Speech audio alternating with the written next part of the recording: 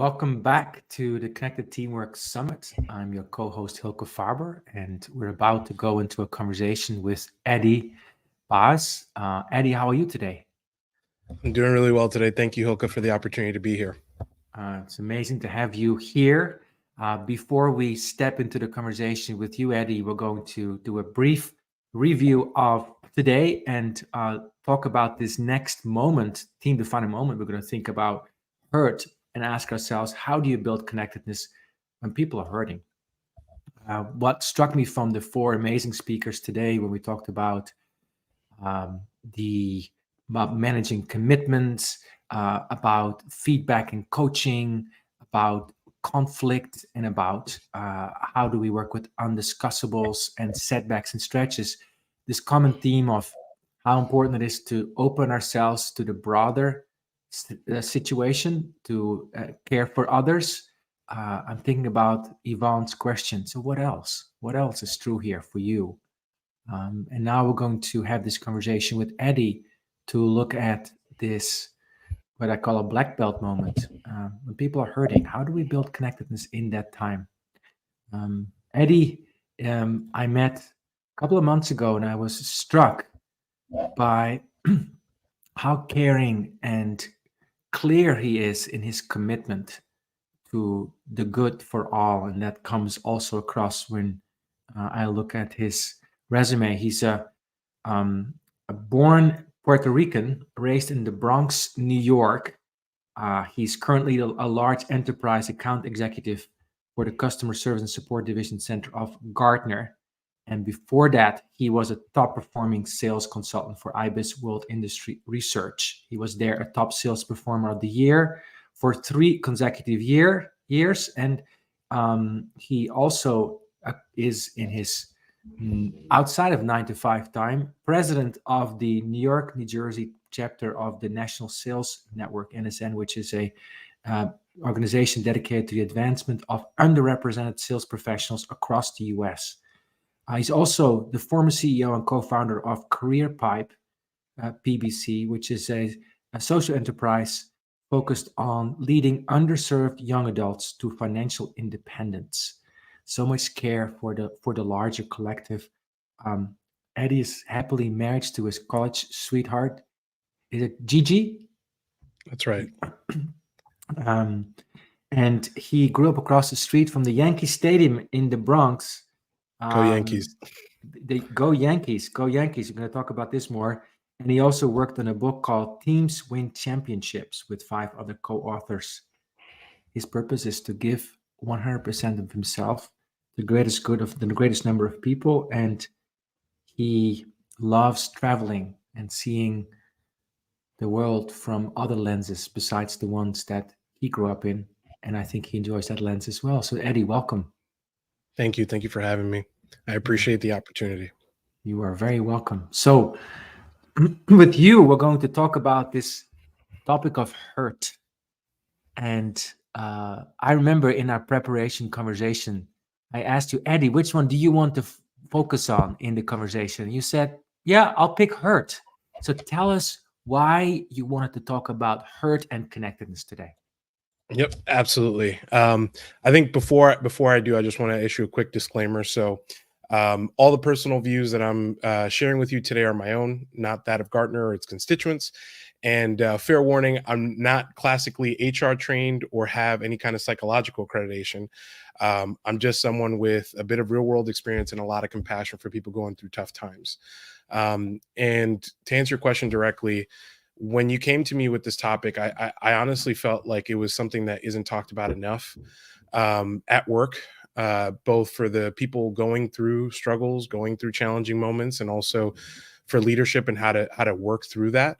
I know that there's some level of training in some organizations, but not every organization is going to dedicate the same amount of time and resourcing around it. So I personally experienced the loss of my father about 1.5 years ago, and it was still very recent. It was waves of grief I had never felt before in my life, and I felt like it was just a very challenging conversation to have at work. I honestly had never had to navigate that, let alone have other people navigate it for me as well. So immediately I was drawn to the topic. Yeah, thank you for sharing that vulnerably right off the bat. And thank you, Eddie. So, and I will stay away from sports metaphors in this conversation, even though you grew up across from that stadium. So, let's talk about this for a second. So, in these last 18 months or so since your dad's passing, what have you learned about how to work with hurt and stay connected to yourself, others, and your purpose at work? What have you been learning? I think the biggest thing for me is we never come out of hurt or grief the same person. Mm, I think it profoundly changes us. I think it is part of our evolution as humans, as people.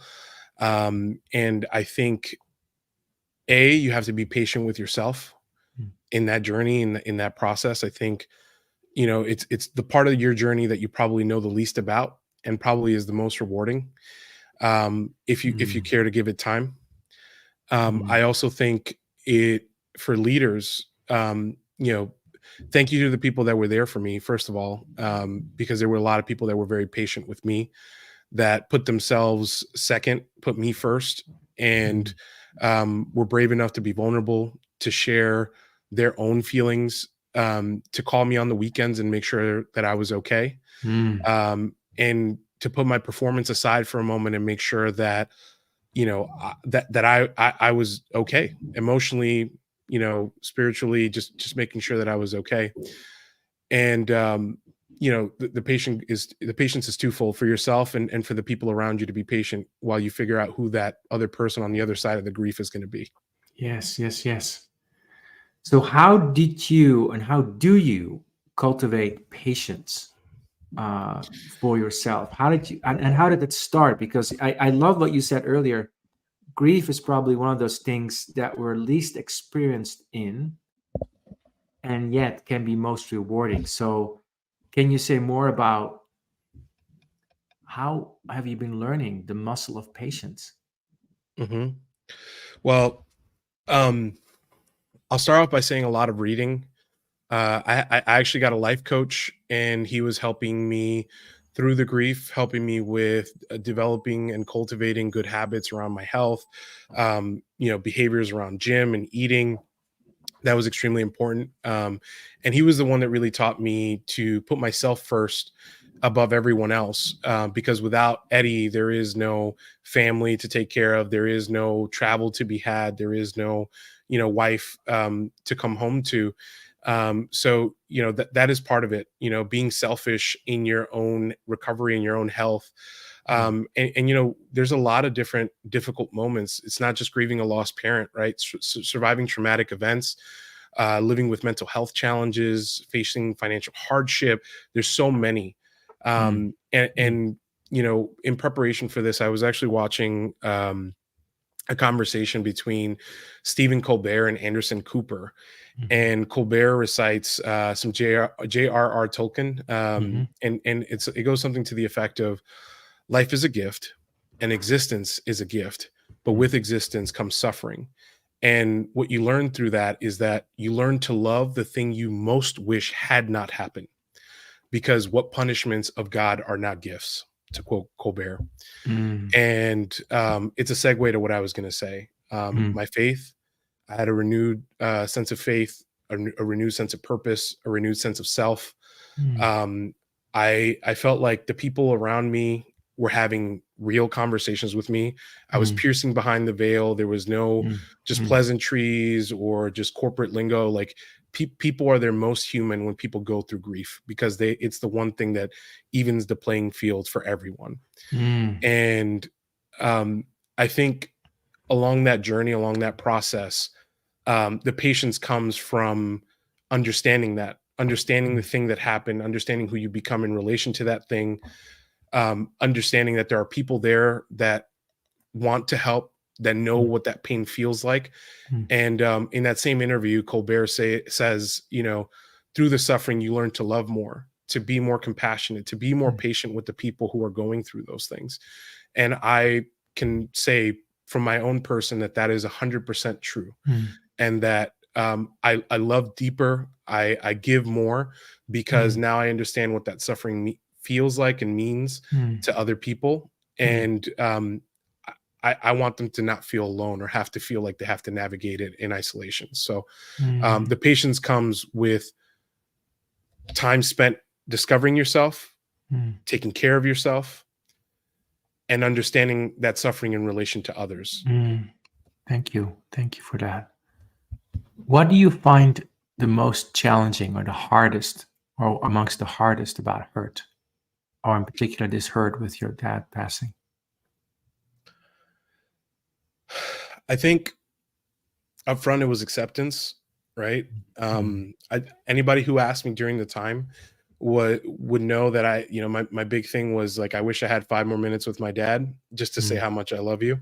mm, um I think there was a lot that happened after the fact, things you don't think about, like having to manage a book of business, or in my case, I became the president for the New York, New Jersey chapter of the National Sales Network. I had given them my commitment and my word, and it wasn't something I felt like I could back away from. mm, And so I think the hardest thing was having to be vulnerable all the time, having to let people know up front how I was doing in every moment, in every way, so that mm, they knew what to expect and how I was showing up for them and for myself. mm, And mm, that could be exhausting. I didn't mm, realize how exhausting, but mm, I think it's important. mm, And mm, and I'm not saying you have to do it every minute of every day, but I think that the more genuinely authentic you are about how you're feeling mm, during those challenging moments, and you mm, communicate it to your team, people step up. There's a quote by Les Brown, look not upon a person for who they are today, look upon the person for who they have the opportunity to become, and they will mm, rise to the occasion. And in every opportunity and every moment of those conversations with my team members at NSN, all the volunteers at National Sales Network, nobody disappointed me at any point in time. They all mm, rose to the occasion, and they were there to support me, support the mm, cause, support the business. And at work, my managers stepped in. They looked at resourcing to figure out how to back me up, support me in conversations with clients. And it was difficult letting go, like, and mm, just delegating, and being okay with my results being, you know, um, dependent on other people. mm. I'm very A-type, and that was not something I was ever okay with. Uh-huh. It was either Eddie did it or Eddie did not. Uh-huh. And I think, going back to the Stephen Colbert point, I learned it's not about Eddie. It's not about the ego. It's Mm, about my relation to the people around me. And mm, they showed up for me in mm. ways I never could have fathomed. So, I want to explore this more in a second after we take a short break about how you chose to be that vulnerable at work, for example, at Gartner. Maybe think about a specific instance where you might have had some doubt, as I can imagine you might have had to do that, and what you did and what was the impact of that. I would love to explore that more because I think it's such a pivotal choice point that those of us who experience hurt currently probably face. So see you after the break. We're going to talk more with Eddie Bass, who's a large enterprise account exec for the customer service support division of Gartner in a second, more about hurt and how to share it at work. See you after the break.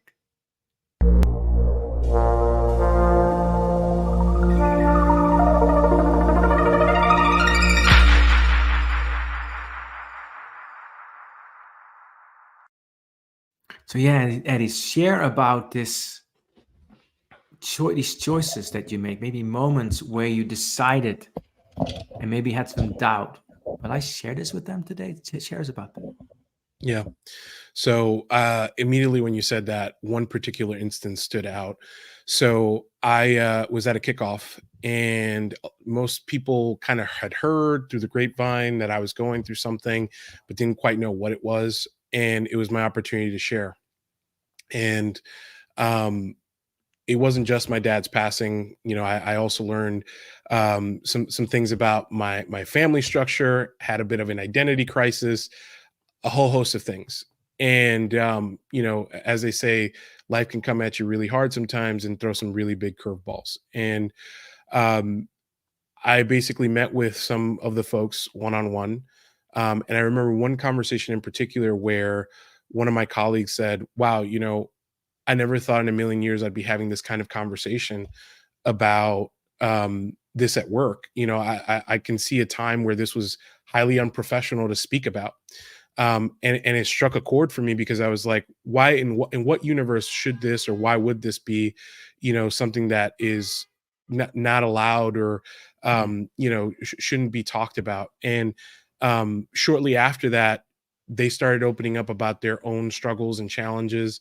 Mm. One other person shared about illnesses that they were battling that I didn't even know about, and what that journey looked like for them. And I think it inherently built a lot of trust amongst the team, the people that I shared it with. Mm. I think it gave them grounds to be vulnerable back and reciprocate and Mm. share what they're going through. Mm. And from that experience, I learned that it's important, even if you are scared. And I'm not saying, I'm not advocating, to force people to have to be vulnerable, but I will invite folks, no matter how scary it is, you might see that on the receiving end or on the opposite side, you have people reflecting a lot of what you're feeling and just not talking about it. Yeah, I see the reciprocity that you invite by going first and realizing that the aloneness you thought you were in actually was just imagined. Uh, That's right. so I want to know more about. Did you have any doubt about sharing? Absolutely.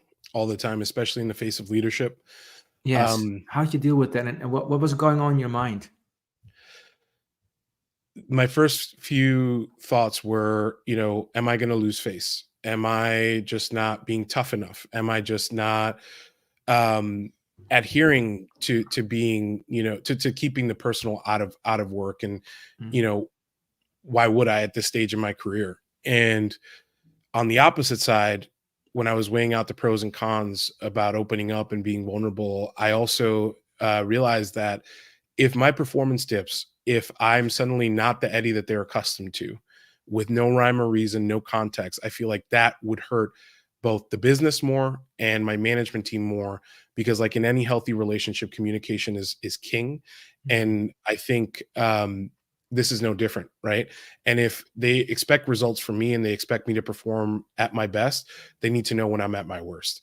And so when I weighed Mm. that out, that's when I made the decision. I started with my manager, then I went up to the skip level and I talked to him as well. He knew what was going on, um, and they surprised me. My manager was jumping in on client calls. He was moving things around for me. He pushed me to take days off, Mm. and he also provided mental health and well-being resources that I didn't even know existed. Um, Wow. so so I think not only was I pleasantly surprised by their response, but I think I owed it to them and to myself to be honest about where I was at in that moment.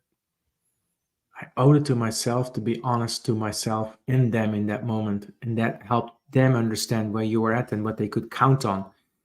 Was it a particular way in which you shared about this? During one-on-ones, I felt like this isn't a conversation you have in a group. Hmm. It's I also prefaced a lot, right? Before I talk about this today, I want you to know that, it took me a long time to get to this point to be able to share this with you, and let you know that it is a difficult conversation that I'm not accustomed to navigating.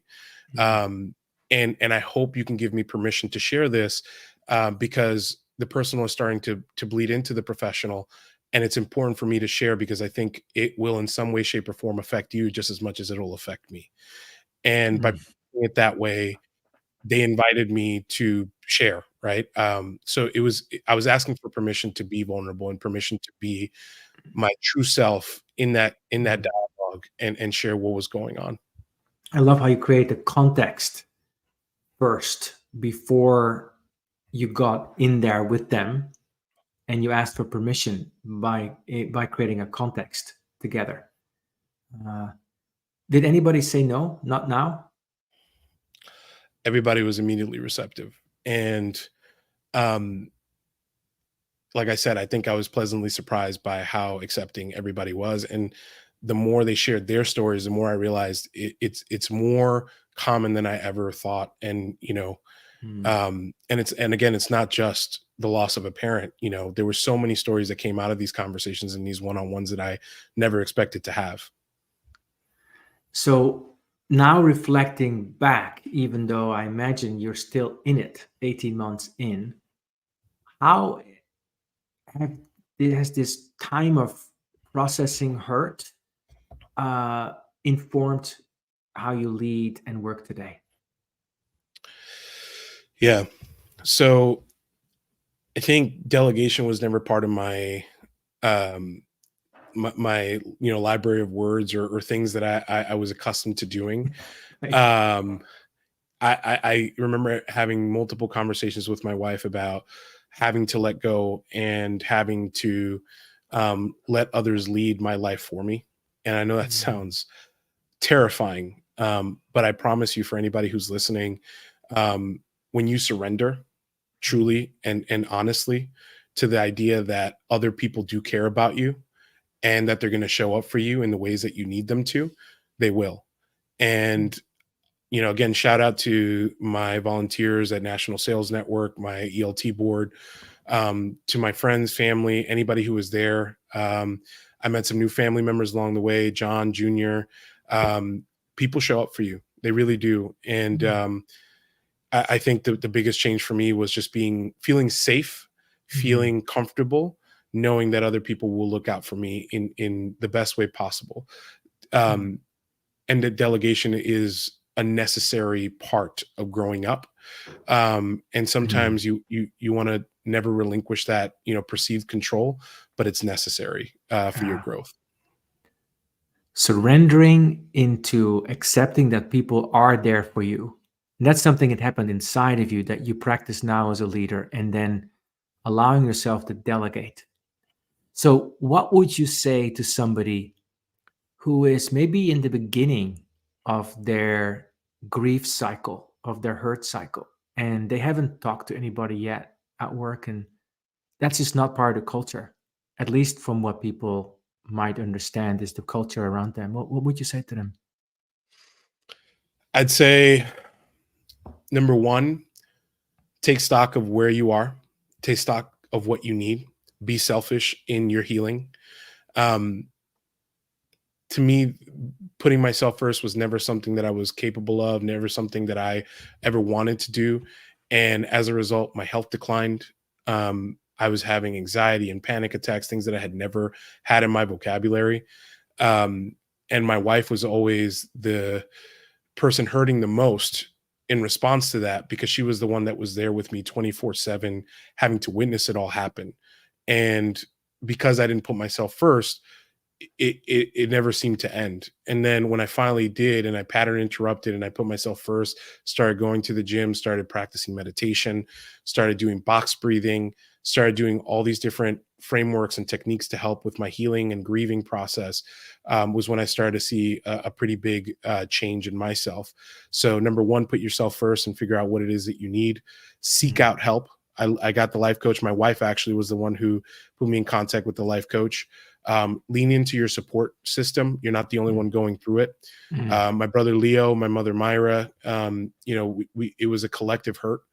Mm. Leo and I had some really tough conversations. We would go to the grave with my dad, and it would just be me, my brother, and my dad's grave. And, you know, that was support in and of itself. We didn't even Mm. have to say much, but just being in each other's presence was enough. So again, put yourself first, find out what you need, lean into your support system. And I think also, read. um, Seven Spiritual Laws of Success helped me a ton. One of my colleagues at work also recommended um, the Wisdom of Sundays by Oprah Winfrey. Um, it, Mm. it was instrumental in my healing process, so I recommend Mm. both. Mm. Mm. How did reading help you in that process? Yeah, so I'm not the first, nor will I ever be the last person to go through suffering and grief. And like much of my sales success, um, has been 100% attributed to reading from the greats, reading from the giants that preceded me.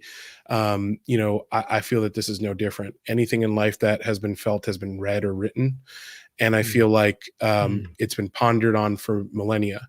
And if there's somebody out there who has already, been on the other side, has been on the other side and then some, and has had the time to have the hindsight that I wish I had in that moment, they've already written about it. And so why have this be any different, right? Beautiful. So now, as a leader of others, when you intuit somebody is hurting, how do you approach that on your team? Yeah. I think number one, making it safe for them to share, leading with vulnerability first, asking for permission to be vulnerable, setting the context and setting the stage for that conversation. And once permission is granted, and once you have cultivated that, I think as Matt Oppenheimer said in yesterday's session, that psychological safety that I have your back. I think the next piece of it is having a tailored approach to what it is that they need, right? Like have them take stock of what those things are that they need, so that you can then reciprocate and provide resourcing around it, both, from a business perspective, but more importantly, from a personal and emotional perspective. Yes. So help them, first of all, create a safe space so they feel vulnerable to share, okay, to share vulnerably, and maybe by going first also. And secondly, by helping them take stock of what they need. So if and when, I would say, you go to hurt again, Eddie, because we're all humans, what's the first thing that you will not do? That was a tough one. I'm not going to lie. That's a good that's a good one. I would not wait so long to let others help. I think in the beginning, I had a lot of resistance to it.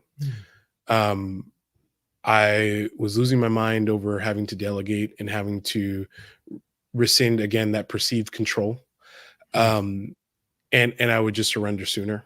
Surrender sooner. The universe has some architecture, some divine architectures, I like to call it. And I think you're exactly where you need to be at all moments of time. And if the sooner you put that in practice and ground yourself in that, the faster you get going with your life. And I think that's something that I probably would do sooner. Thank you so much, Eddie. I'm taking from this so much, including hurt as a gateway into surrender. It's like I must surrender control, because that's the way to work through this, to learn through it, to grow through it, and to mature through it. And you talked about the maturation in this case for you being a lot about delegation, and it sounds like trusting others to help you, which to me in this world is such a sorely needed competency, that we learn to retrust each other, that we will indeed help each other.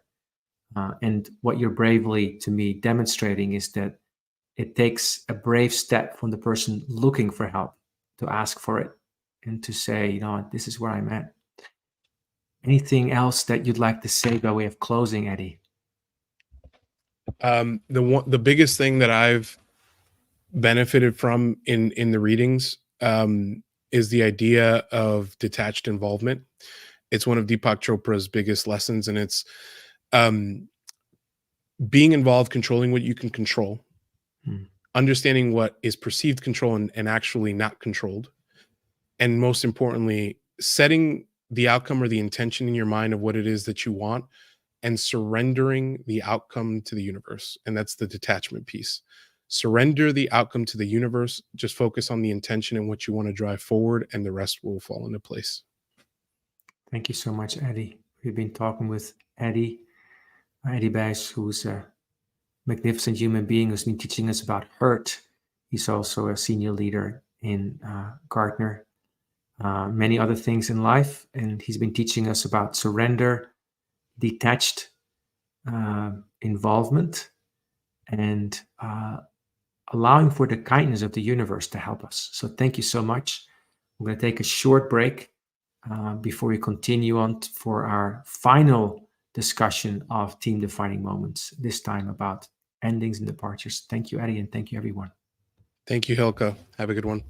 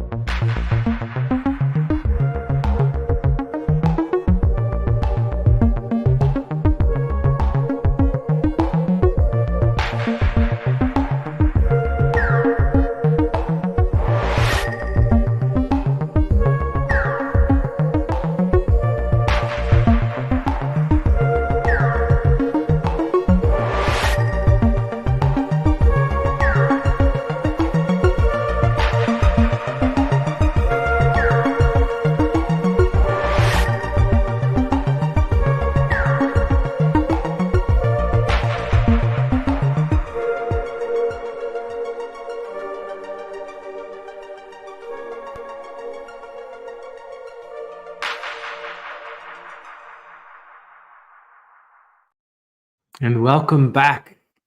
Connected Teamwork Summit. We're talking about endings and departures, final team defining moment, black belt, one of the harder ones. And we're here with Stephen Oman. Stephen, how are you today? Oh, I'm doing wonderful. Appreciate you having me, and I'm glad we could make this work. I think we talked about it. I'm actually at the airport right now. We were able to make it work, so I'm super happy to be here. Excellent. You look happy as a clam where you are, so you must be a good air traveler. I try to keep my attitude right. Great. Wonderful. Well, we're going to talk about endings and departures with, is it Stephen or Stefan? I don't even know. Stephen, yeah, Stephen. Stephen. That's right. With Stephen about this. And before we go into this, I'm going to say a few things about Stephen. I've known Stephen probably for about the better part of a year now. And he has always struck me as a person who's very intrepid, very energizing, very committed to what his intentions are. He actually describes himself as a serial entrepreneur turned I can't even say this word, entreployee. He brings the best of both worlds to his perspective on life and career. He always puts people at the center, which allows him to focus on deep connectedness with people in all walks of life. You were at Microsoft, senior leader there. Now you're a senior leader at Outreach, where you're leading an organization that enables the world to unleash their selling potential. You're very passionate about helping clients generate revenue and building on their mission and business. You love basketball. You're loving, I think, being a husband, father, leader, human being, just helping people being a better version of themselves. And whenever I speak with you, I'm very struck by the intentionality that is also grounded in a lot of care and gentleness. So it's really a pleasure to be with you today, Stephen. I appreciate you. Thank you so much. Welcome. Let's talk about endings and departures and building connectedness in the times of endings and departures. Or maybe we can start off with an example or story that you may have in your mind, thinking about, well, when something was ending in my team, or somebody left, or something had to end, maybe didn't end on time, that taught you something about building greater connectedness with yourself, others, and your purpose. Yeah, I'll start with this because it just hit me as you were speaking. But right before we started speaking, what I was actually going to share is what actually hit me was we could actually retitle it from departures and endings to arrivals and beginnings, right? Because it's a two-sided door. But then as you are speaking right now, because there are two sides, when you said, hey, Stephen, you love basketball, right? Well, today is the anniversary of the great Kobe Bryant. It was his date of his passing. And so I shared with the team earlier about, the life lessons that whether you like him or don't like him, being the best version of yourself actually was something he always strived to do. And so when you think about the connectedness, sometimes the connectedness isn't necessarily what you're putting out there, but actually just connecting with something external, right? Like, Yeah. I never knew Kobe personally, Right. but you know how in tears I was because I felt connected to him. I felt connected to the community that followed him. And it was one of the few times where I cried that much over someone I didn't actually know, right? And that's, to me, impact.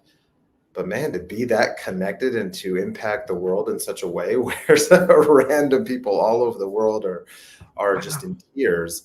Like I said, I didn't even think about that till this very moment, how tied together departures and endings were to this date in the history of time. So Amazing. So what do you think you were grieving as you were thinking about his passing when you learned about it?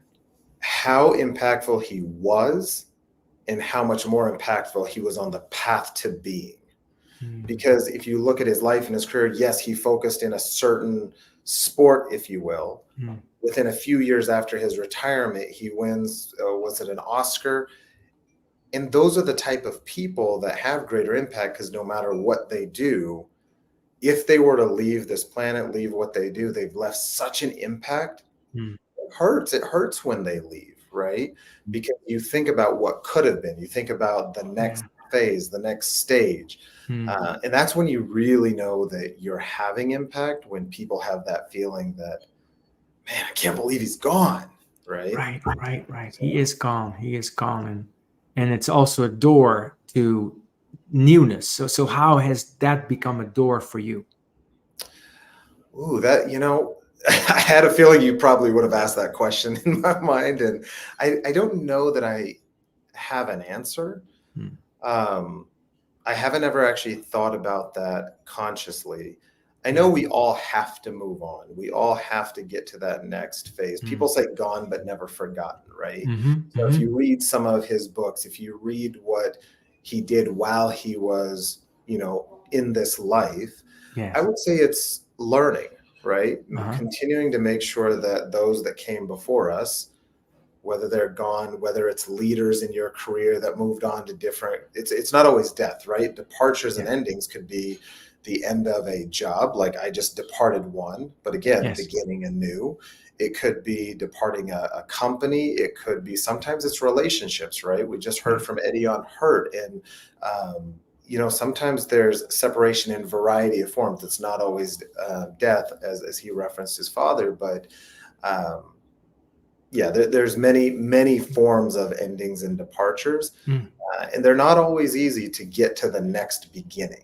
And I think that's the one thing that is unique about every situation, and that also drives some connectedness, because as long as you're trying to discover the uniqueness in every person's situation, regardless what it is, that also I feel like brings a greater level of connectedness as well. Thank you for that.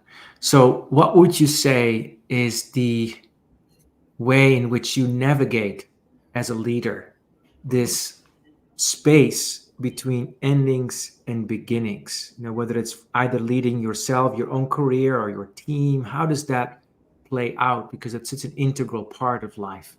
Yeah. I look at it as best and value. What do I mean by that? So I'm going to use an example as a people leader, when you have to have a very hard conversation. So this is a very specific scenario because most people have jobs, and you think about the next level in your career. And so as a people leader, when I think about having to help someone become aware that they probably need to make the next step in their career for whatever reason. Sometimes it's positive, negative. Sometimes they're not performing or they don't have the skills in the current role. To help them become aware that, hey, your time's coming to an end and it could be a new beginning. So what I mean by best and value is I tend to try to look at what's best for all parties involved. I put the person at the forefront. So what is best for the person? And one specific example that I can think of is I remember a time where I had a person that just wasn't performing to the optimal expectation in their role. Yes. Well, it wasn't because that person didn't have the skills. They didn't have the skills for the role. So when skills and role didn't match, it was my job as a leader to stay connected to that person, learn what they were really good at and where their skills would be valued. Well, come to find out, as I helped him move on, and let me be very clear, this person wasn't necessarily happy about moving on. But I did help him find and gave him a recommendation for his next role. What's interesting is in that next role, he won what we call a President's Club award. And it made me supremely happy because you put someone in a position to succeed. To me, that's true connectedness, right? Because it's best for the company, the best for the team, the best for that person. And oh, by the way, that next beginning, it's looking like this now. Brilliant. Best in value, I think, is what you said. Best in value. Right? Because what's going to be valuable for him, what's going to bring value to the company. Yes. So I want to stay on the side of endings for a moment and just be aware of what happens within us as you noticed, this person is not performing, their skills and what's expected in their role is not a match. What's the first thing that happens in you when you notice something like that? Or in this case? I do try to make it not about me, but I'm trying to think through this because I was just having a fairly similar conversation this morning. And when you see somebody that is struggling, the first thing that I say is, are they struggling? Or is it a mismatch? So it's this feeling of curiosity. That's usually what happens for me as anything comes to this ending phase or departure is like, I'm curious, what's happening? What's going on? What's next? What happened to get here, right? It's just this overwhelming sense of curiosity. Great. So, and that allows you for that conversation to keep thinking about what's best in value. What's best in value. We're going to take a short break in a moment. And after the break, I want to ask you to reflect a little bit about what happens in you, maybe unconsciously, before you get to curiosity. And how do you get to curiosity? Because I think many people don't start in curiosity. Okay. So we're going to take a short break and explore that more, how to navigate that space, which can be the fertile ground to get to curiosity and then the new beginnings. All right, see you after the break.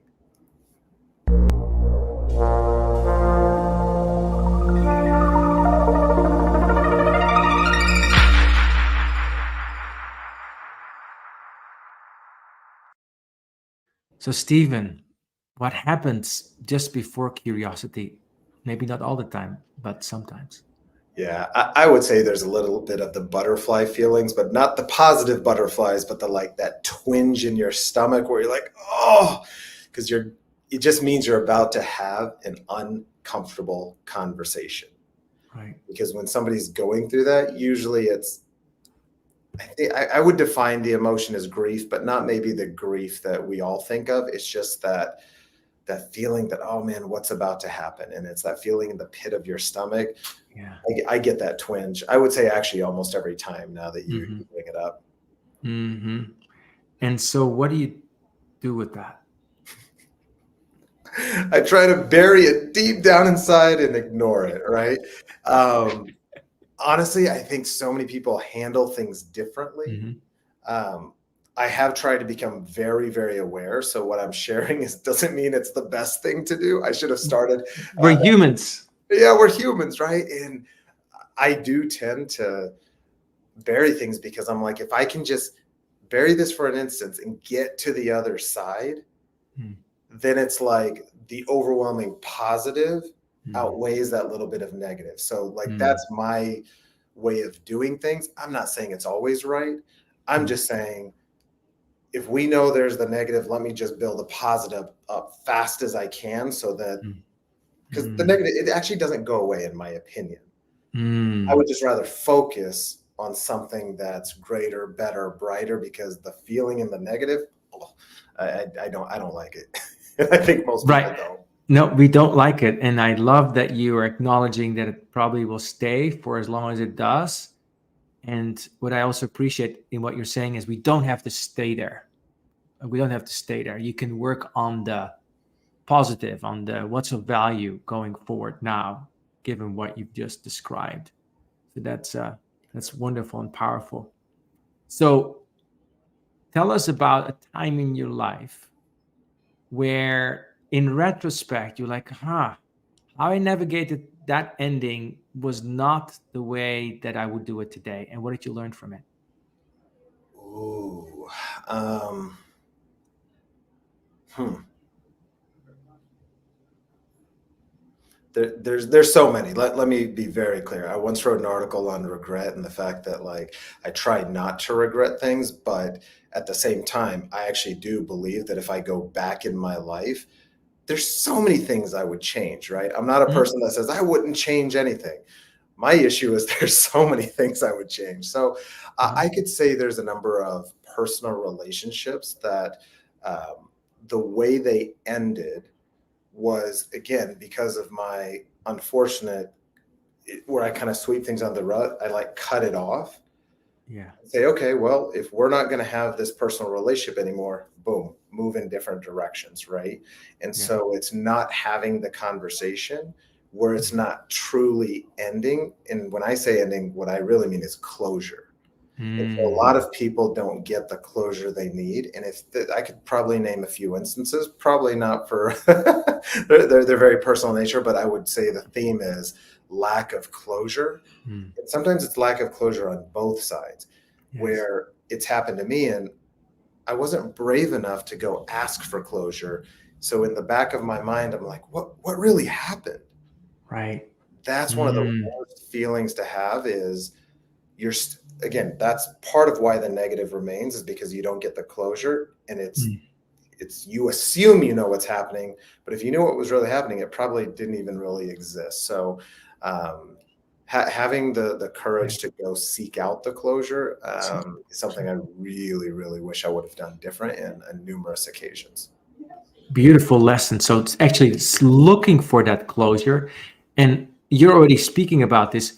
What in that closure is important to you? Like, what would be a really good closure? What would that give?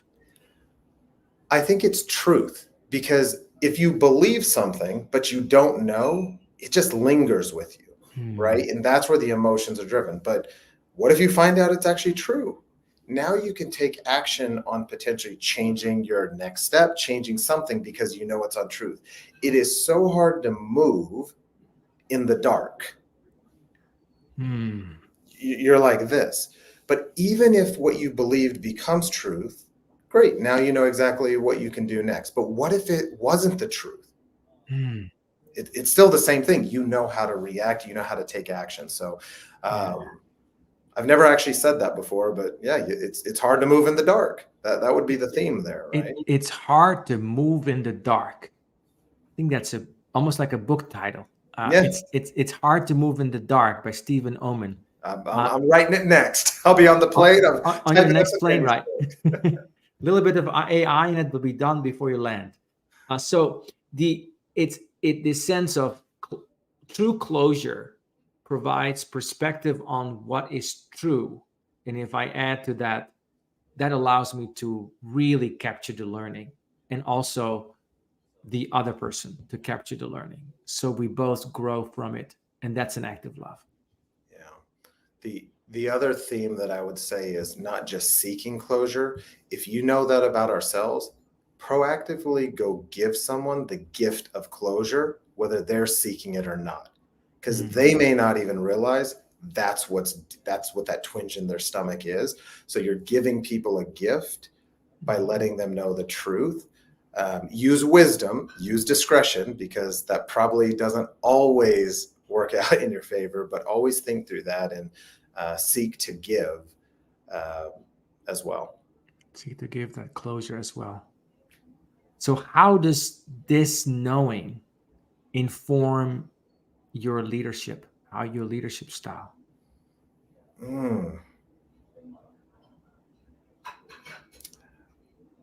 I think the way that it tends to make me lead differently just over the course of my life is allowing people to know where they can get better, but also what they're doing well, right? And right now, when you said that, I was thinking through the aspect of career with job, with things of that nature, but also figuring out the path to soften the delivery so people can accept and receive any sort of feedback so they can take action. And that's a whole ball of wax, if you will, in and of itself, because somebody has to be ready to receive it. And so it's almost like when you, what do you do before the ground? When they say that you till the ground before you plant the seed and you get it ready, you've got to do that sometimes with people. So I think my leadership style is try to get people to soften up their exterior, bring their walls down, soften up their hearts so that there's trust. When there's trust, instead of like the friction, I've learned that over the course. It's like the delivery is just as important as the message. And I would say that's probably what's impacted my leadership the most over the years in thinking through this. Thank you for that. What would you say to somebody who is having that stomach feeling of butterflies? I'm not sure this is working, but doesn't do anything about it. I do struggle with this one because in the line of work and the line of thinking that I come from, action rules all, because you get nothing without action. You can have all the knowledge in the world. And again, there's wisdom in what you have to use wisdom and don't take what I'm saying in black and white, but it's for effect. If you have no knowledge of something and you just try anything, like you're probably going to move somewhere. You're going to get movement, right? It's all based on action. But if you know everything and take no action, then it doesn't really matter, right? So that's kind of the thing is, I would just encourage somebody to just make an effort, because staying still doesn't do anything. And I know sometimes it's that quicksand, right? That is so hard. It's like, I'm stuck. I don't want to make the next mistake. Right. And that fear paralyzes people, right? But it's the old cliche, false evidence appearing real, right? That's what fear is. But I do have a struggle with that. So here's what I typically try to do for people and what I share with them. And I had a leader that did this for me once. If someone doesn't believe in themselves, it is my responsibility as a leader to believe in them for them so they can rely on my belief. When they can rely on my belief sort of as a crutch, it's my job to help bring them up so their belief, they can stand on their own belief, right? So many times we just write people off. And that's actually the issue. It's not just them. We all have issues in different parts of our life. No one's perfect. So to me, if I'm going to call myself a leader, that's what I try to do for people instead of always just expecting them to do it on their own. There's certain things you have to do on your own, but right, believing in people, man, it's so powerful, right? And then eventually they'll get that confidence as well. I'm just falling quiet for a second, because to me that is so important. And so well said, believing in somebody else and holding that space for them. Also, when they can't do that for whatever reason in that moment or ever or not yet, is what an active leadership is, holding that belief in them. That's amazing. Think about the visual of that when you say the word connectedness, right? We're all holding each other up. I don't know how much more connected you can be than that. That is very beautiful. Tell us, as we're getting towards the latter bit of this conversation, about when somebody has given you that gift of belief, when maybe at the moment you stumbled. You strike me as a person who's quite confident and has belief in themselves. But tell us about that. How have you learned that from somebody else? It's interesting because people do say that. They're like, Stephen, you seem so confident. And I'm like, every single day, I feel like I'm insecure. I have imposter syndrome. I'm like, wait, what are they thinking about me? I think the most insecure people tend to like overcompensate in other areas, but I'm probably one of the least confident people. I kind of have a mantra of like literally that's my mantra, meh. Yeah. But here's something someone did to me earlier in my career. This was about 5-6 years ago. I had a leader that I was struggling in my first 3 months in this role. And every time, like, I felt like I was heads down doing the right things, I saw, my left and right, my peers, I would help them, and then they would sort of get credit for certain things. And it made me feel like I was doing all this work and not getting noticed. But it also made me wonder if I was even doing the right things because I didn't know. So one day I finally decided to open up to my leader at the time. And I was like, this is how I'm feeling. And this is something where I think about believing in someone was really helpful, because what she said to me freed me. And if you want to say confidence that I have now, part of it is this moment in time. It was so freeing. And what she said, she goes, Stephen, you are already accepted. She goes, you were accepted the day that I hired you. You have nothing to prove to me now. And it was funny because she goes, I was waiting for you to finally open up, because she noticed it, right? The way that I was acting and feeling. So she just wanted me to bring it up to her because she didn't want to necessarily overstep, judge, whatever. But when she said that, she's like, you are already accepted. I was like, wow. And then my performance just it just skyrocketed. You're already accepted. Final question, Stephen. What would you say to somebody who is in the middle of their ending of something and maybe having this lull in confidence, where the confidence might be a little low? What would you say to them? We'll do past, present, future. Learn from the past, lean on someone in the present that potentially has the future you want, so you can therefore look toward that positive future and that positive beginning. Brilliant. Thank you so much, Stephen. It's been an absolute delight to sit with you in the airport talking about departures, very fitting, and endings, and learning about that we don't like to walk in the dark. So closure can help us, not only ourselves, but it's also a gift of love to the people that we're closing with. And also holding this sense of, I trust you. I hold you in confidence, even when and if you may not be there at this moment. So thank you so much. What do you want to say by way of closing, Stephen? Inspire people to create life and love. That's my personal philosophy, but I would ask everyone to do the same thing, and just love on people. It's what life's about. Love on people. What a perfect ending to this conversation with Stephen, who's a senior leader at Outreach and somebody who loves on people and has their good in mind and has confidence in people, is what I get from you, Stephen. And this also is our final team defining moment from this conference. After this, we'll move to Zoom to do a debrief. Before we do this, just a few reflections from today. Today, we talked about the harder blue belt and black belt moments. And what struck me across all speakers was that the way we step out of this contraction is by actually caring for the bigger whole and allowing the bigger whole, thinking about what Eddie said, to care for us, to surrender to that, hold that confidence, actually see the universe probably is kinder than we think it might be.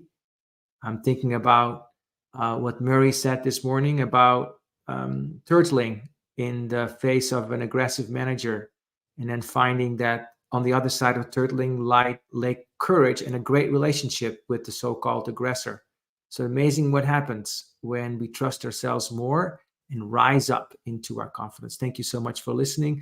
We'll do our closing session on Zoom where we can talk with each other. Stephen, I hope you have a wonderful flight, and thank you for being with us today. Thank you so much. All right. Thank you.